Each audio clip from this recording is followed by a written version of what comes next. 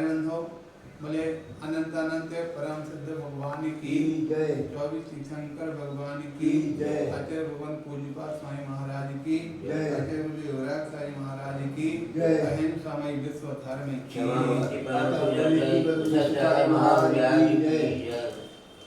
अरे बंधो ग्रंथ है इष्टोपदेश में आचार्य भगवान पूज्यपाद स्वामी भव्य जीवों के लिए सत्मार्ग प्रशस्त करते हुए और उनको दोनों प्रकार से संसार की दशा से भी अवगत कराते हैं, तो भविष्य के उज्जवल भविष्य बनाने की भी भावना बताते हैं कि अनादिकाल से हे भव्य जीव, हमने इस संसार में क्या पाया और क्या खोया, इस बात का भी दिग्दर्शन कराया जा रहा।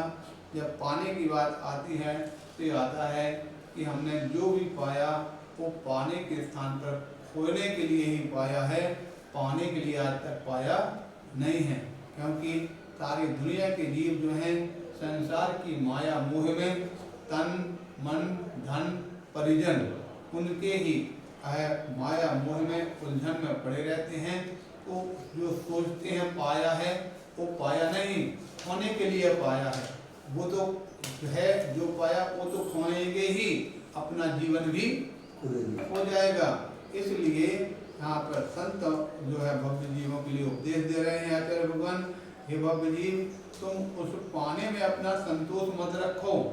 जो पाने में संतोष रखना है पहले उसको एक बार जानो, और जो पाया है जब जान लेंगे तो आपको अपने आप ही वो अपना नहीं पराया सा नजर आने लग जाएगा। ठीक है कि नहीं?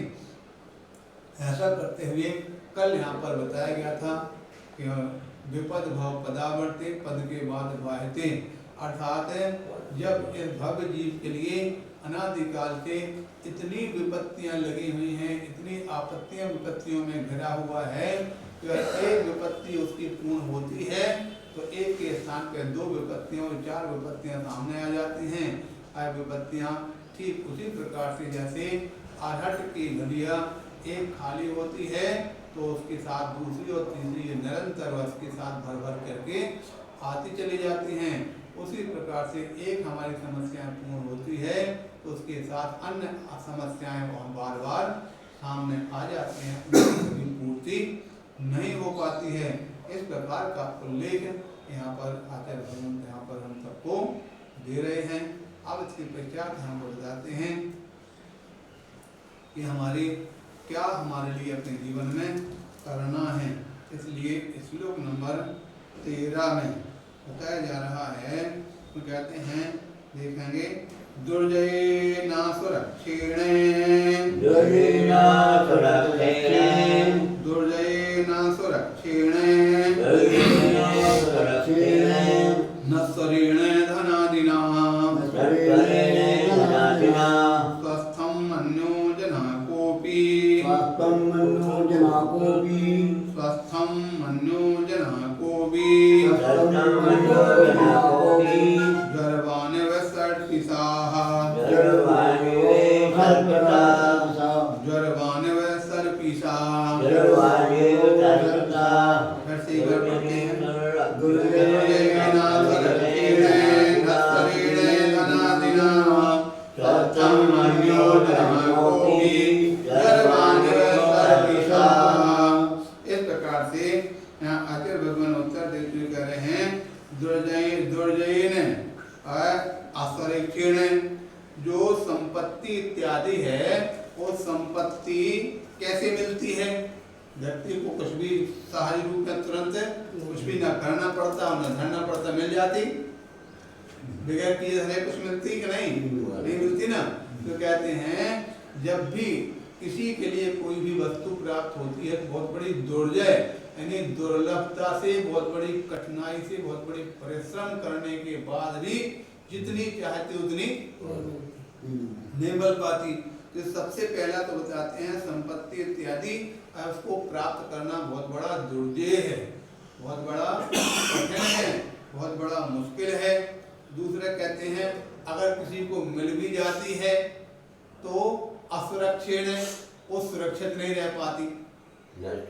ठीक है, अगर मकान मिल गया कुछ समय बाद पुराना हो जाएगा, वो नष्ट हो जाएगा। पैसे मिल गए कुछ समय का सुरक्षित रख दिए, दीमक आजकल वर्तमान में कागज के नोट है वो गल जाते हैं। लोग कहीं संपत्ति जमीन में गाड़ देते हैं, वहाँ जहाँ गाड़ी वहाँ से आगे चल जाती है, अथवा वो जावे नहीं जावे सेमी चले जाते हैं।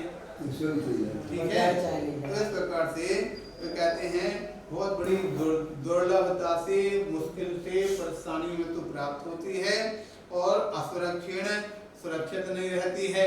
हम कहते हैं नश्वरेण, आगे चल करके उसको हमेशा नष्ट होना ही है, नश्वरवान है। कोई भी अनादिकाल से ऐसी वस्तु जो है ना जो हमेशा रहने वाली हो, इसलिए नश्वरेण क्या धन